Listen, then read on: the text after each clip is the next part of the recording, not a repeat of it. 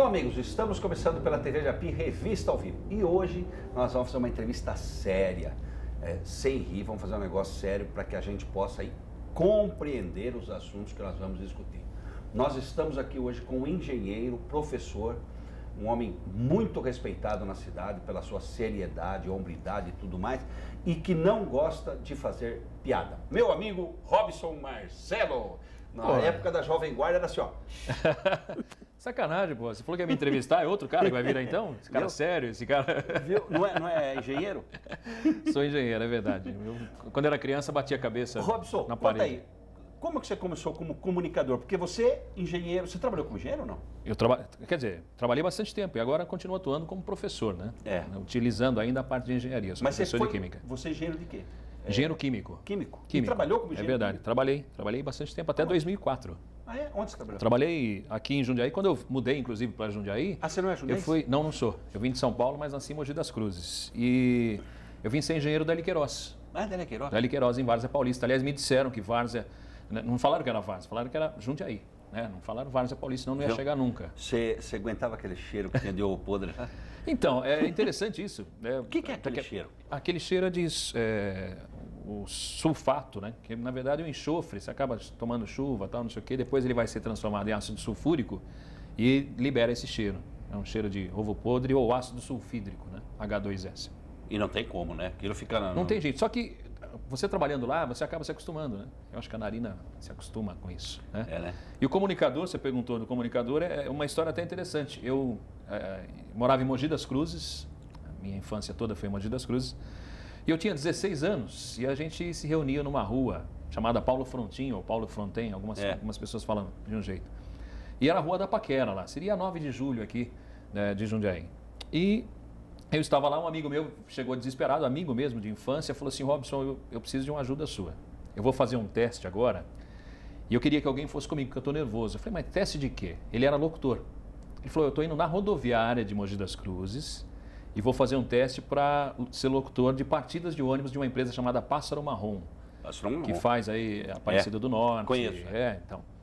Eu falei, mas, pô, acabei de chegar, morava em sítio, né? Então, pra gente ir pra cidade era um acontecimento, né? Era legal pra caramba. Então, eu falei, agora eu vou sair daqui. Na missa, né? Então, mais ou menos isso. Ia à missa, tudo. E eu falei, vou sair daqui pra te acompanhar lá no teste. Ele falou, vamos, pelo amor de Deus, eu tô nervoso, precisava de ir. E era longe. E a gente ia a pé, né? Então, eu tinha 16 anos. Dava, sem brincadeira, acho que uns 6 quilômetros. Falei, então vamos, vai. Fui com ele. Aí cheguei lá, ele entrou numa sala, tinha que preencher uma ficha e tinha uma pessoa no atendimento. E eu comecei a conversar, eu não sou comunicativo, não sei se você percebeu, mas eu não sou muito comunicativo. Problema, né? Eu sou meio introspectivo, na verdade, difícil. Eu vou contar agora a verdade. Sabe por que ele fala assim rápido? Porque ele é gago. Brincadeira, ele é gago. Então, aí eu estava sentado e comecei a conversar com esse atendente. E aí o rapaz falou, mas você tem a voz boa, você fala bem, pô, por que você não faz o teste? Eu falei, mas o teste do que é? Eu falei, é fácil, você vai ler um texto e fazer 3 partidas de ônibus. Eu falei, mas é simples assim? Ele falou, vou fazer o seguinte, enquanto o pessoal preenche lá, acho que tinha umas 6 pessoas naquele dia. Depois que eu vim descobrir que tinha outras pessoas fazendo o teste. Enquanto eles preenchem lá, você pode fazer o teste. E eu era o saidinho da turma. Na escola, quem quer ler? Geralmente era assim, o cara abaixava o braço, escondia embaixo da carteira, eu já levantava, subia na carteira, eu quero ler, eu quero fazer a peça de teatro, eu quero fazer tudo, queria estar envolvido em tudo, porque eu sou filho único, não tinha pai, né, e não tenho irmãos. Então a escola para mim seria a diversão, o convívio, inclusive social. Exatamente, então eu queria fazer tudo. Eu tinha amizade com todo mundo da escola, então eu queria fazer tudo. E eu era esse carinha aí, quem quer ler? Eu levantava o braço. Quem quer fazer a peça de teatro? Eu quero. Quem quer ser a Maria, a mãe de Jesus? Eu quero, não tem problema. Se só sobrou essa vaga aí, eu vou, não tem problema. E aí eu falei, tá bom, vou fazer o teste. Fiz o teste e não falei pro meu amigo, porque ele estava preenchendo os papéis e tal. O problema é que era assim, né? Mãe, você tá barbada? É verdade. Não, a dura criança pergunta assim, mãe, mas não era Jesus que tinha barba? Puxou a mãe, filho, puxou a mãe. E aí eu não falei pro meu amigo que eu tinha feito o teste, né? Porque eu fiquei meio assim, meio constrangido de falar que eu tinha feito. Eu só tinha ido para acompanhar e também não imaginava nunca que eu iria passar. E passei. Passei e fui trabalhar nessa empresa, né? Só que a gente fazia as partidas de ônibus todas gravadas. Então era das 5 horas da manhã até a 1 hora da manhã. Você lembra? Lembro. Vamos lá. Lembro. Olha aqui, nós estamos na rodoviária, não sei se De aqui Mogi das tem. Cruzes. Não, mas não sei se aqui tem Pássaro Marrom. Não, Acho não que tem. Não tem. Não? Então, na rodoviária de Mogi das Cruzes. Não em São Paulo, né? Porque em São Paulo você tem que esconder a bolsa, né?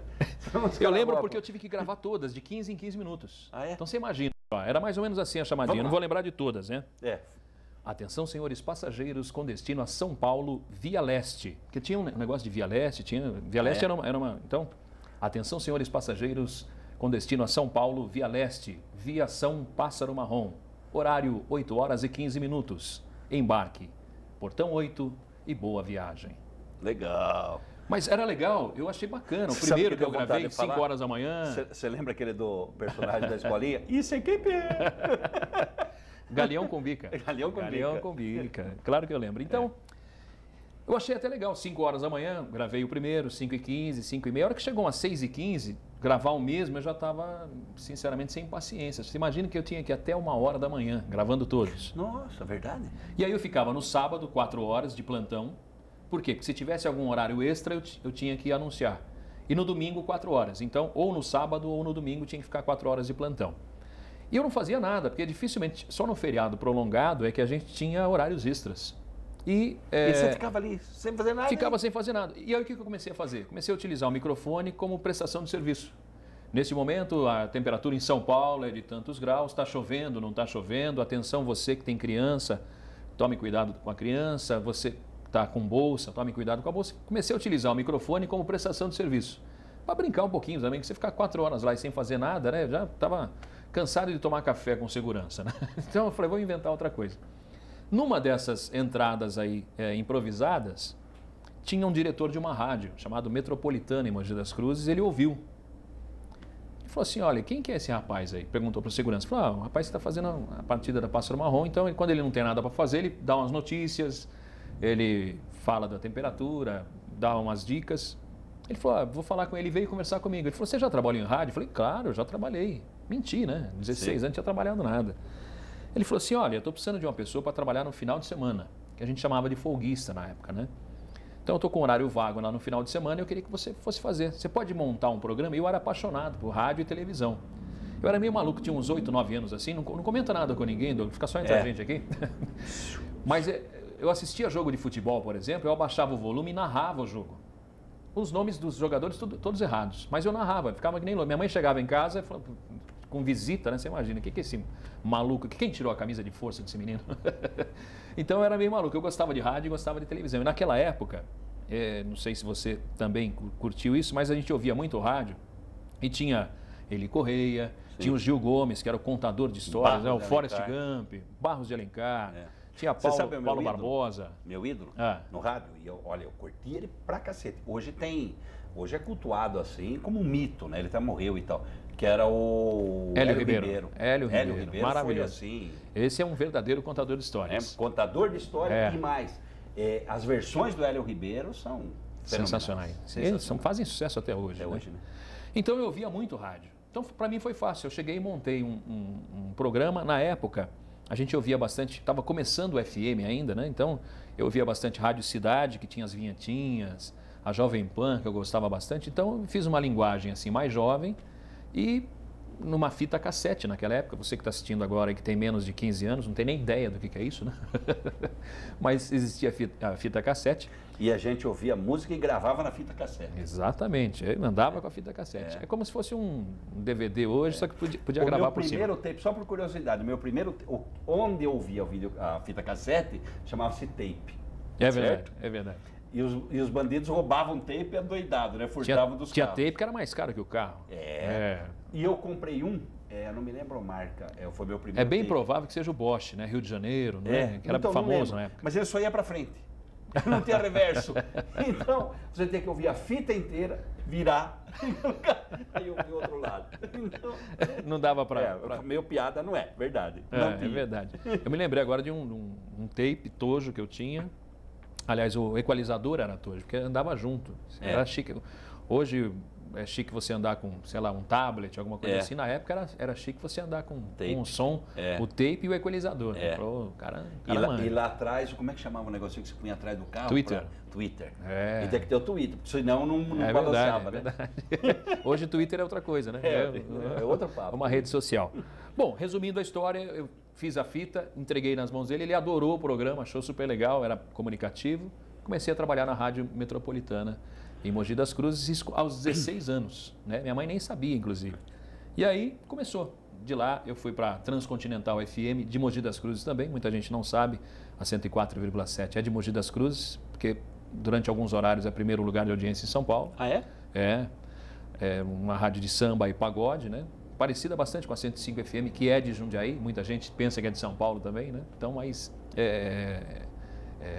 bastante ouvida, a 104,7 Transcontinental. E de lá fui para a Transamérica, trabalhei 4 anos na Transamérica. Transamérica é em São Paulo. 2 anos e meio em São Paulo e 1 ano e meio em Piracicaba, que começou a ideia de retransmissoras, né?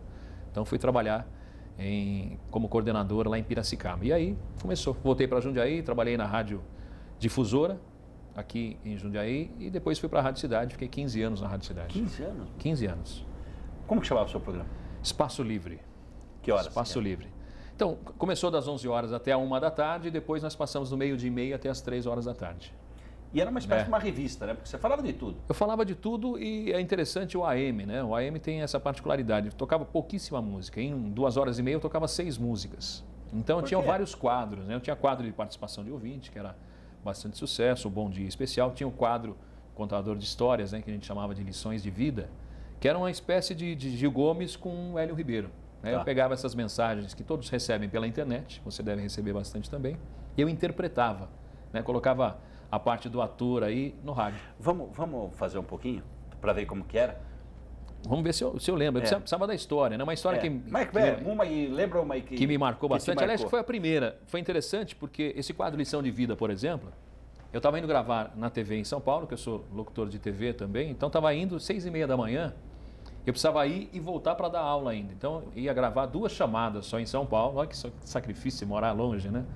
Estava indo para São Paulo, era 6h30 da manhã, estava chegando e eu escutando a rádio Legião da Boa Vontade do Rio de Janeiro. Sou apaixonado por rádio. Então, meu rádio era o Ondas Curtas, né? Isso foi em 1999. E o apresentador do horário recebeu um e-mail e ele leu o e-mail, que era a história do garotinho que queria conhecer Deus, com 5 anos de idade só. E eu ouvi a história e eu achei maravilhosa. Quando eu cheguei no meu programa de rádio, eu falei assim, olha, aconteceu isso, estava indo para São Paulo hoje, eu vi uma história super bacana e contei a história do garotinho que queria conhecer Deus e saiu de casa com uma mochila. Colocou pastel, colocou guaraná, que eram as 2 coisas que ele mais gostava na vida, e saiu andando para procurar Deus. Só que ele andou um tempo, chegou no centro da cidade, estava cansado, abriu a mochila e começou a comer pastel, tomar guaraná. Chega um mendigo do lado, mas o mendigo tinha um sorriso lindo. O garoto olhou para ele, percebeu que o sorriso era lindo. E eles começaram a conversar, ele ofereceu o pastel, ofereceu o guaraná, os 2 sentaram, ficaram conversando bastante tempo.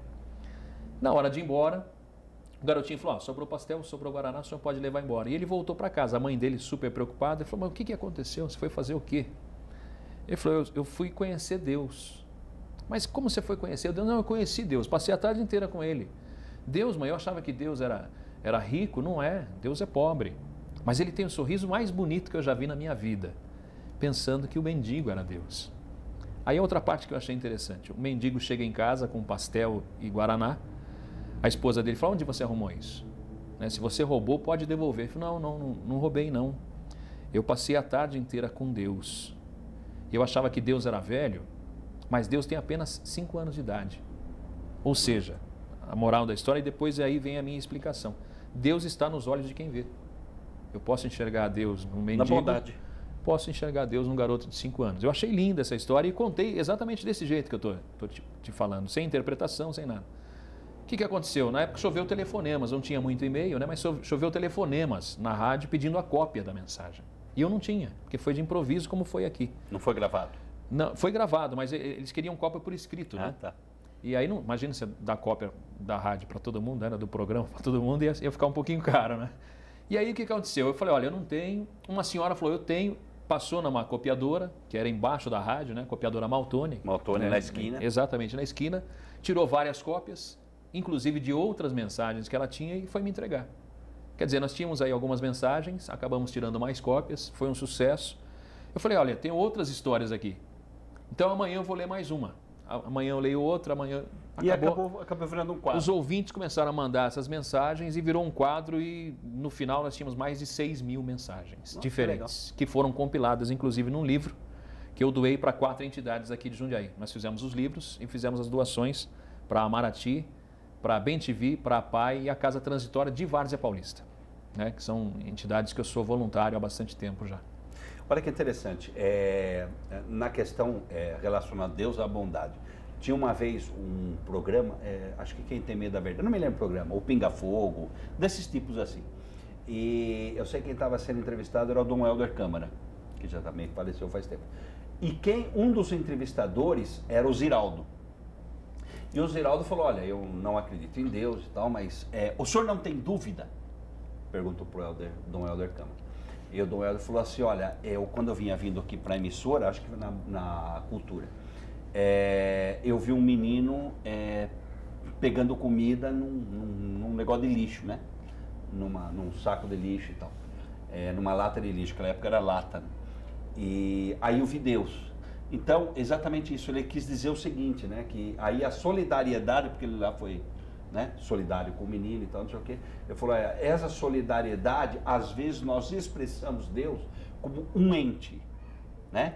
E quando na verdade... Pode ser um gesto, pode ser uma ação. Isso, então, é verdade. Aí ele... Ficou interessante, me marcou isso. Tem razão. E virou o quadro de maior audiência do programa. Esse virou o quadro de maior isso. audiência do programa. Isso fez 15 anos de programa. 15 anos de programa. 15 anos na Rádio Cidade. E dando aula de... Você dá aula onde? Dando aula de química, né? Dou aula em cursinho. E aí, dando aula em cursinho... Porque é interessante, eu quero chegar nisso, porque eu sou de aula em cursinho, porque professor de cursinho, ou ele faz isso... Ó, imagina, você é professor, você tem sempre 50 caras lá às vezes.